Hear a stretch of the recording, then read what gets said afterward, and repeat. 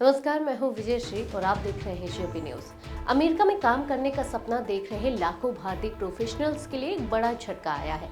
Trump प्रशासन ने H-1B visa के लिए नई फीस $1 लाख तय कर दी है। अब तक ये फीस काफी कम थी, लेकिन इस नए स्टेप से इंडियन IT प्रोफेशनल्स और स्टूडेंट्स की मुश्किलें बढ़ गई हैं। अब आपको बताते हैं कि नए नियम है क्या। H-1B वीजा अमेरिका का एक नॉन इमिग्रेंट वीजा प्रोग्राम है, जिसके जरिए यूएस कंपनीज विदेशों से हाईली स्किल्ड वर्कर्स को हायर कर सकती हैं। ये खासकर IT, इंजीनियरिंग, मेडिसिन और रिसर्च जैसे फील्ड्स में बहुत डिमांड में रहता है। लेकिन अब नई पॉलिसी के तहत किसी भी नए H-1B वीजा एप्लीकेशन पर कंपनी को एक बार में $1 लाख यानी करीब 83 लाख रुपए देने होंगे।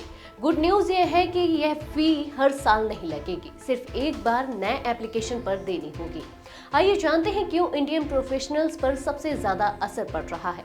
H-1B वीजा होल्डर्स में करीब 71% भारतीय होते हैं। इनमें से ज्यादातर IT सेक्टर से जुड़े होते हैं। रिपोर्ट्स बताती हैं कि लगभग 60% भारतीय वर्कर्स की एनुअल सैलरी $1 लाख से कम है, यानी जितनी सैलरी वो पूरे साल में कमाते हैं उतना ही अमाउंट वीजा फी के तौर पर देना पड़ेगा।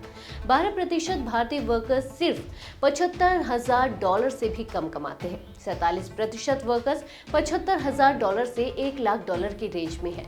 इसके मुकाबले नॉन इंडियन वर्कर्स की एवरेज सैलरी $1,20,000 तक होती है। मतलब ये रूल खासकर इंडियंस को सबसे ज्यादा हिट करेगा।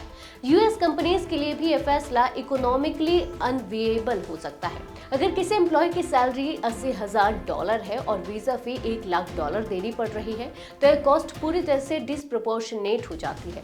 ऐसी कंपनियां इंडियन प्रोफेशनल्स को स्पॉन्सर करने से बच सकती हैं। एक्सपर्ट्स का मानना है कि इसका असर सीधे इंडिया की IT इंडस्ट्री, रेमिटेंसेस और जॉब मार्केट पर पड़ेगा। इंटरेस्टिंग बात यह है कि एलन मस्क, सुंदर पिचई और सत्या नडेला जैसे टेक लीडर्स खुद इसी H-1B वीजा पर अमेरिका पहुंचे थे, लेकिन इस नए रूल पर अभी तक उन्होंने कोई पब्लिक स्टेटमेंट नहीं दिया है।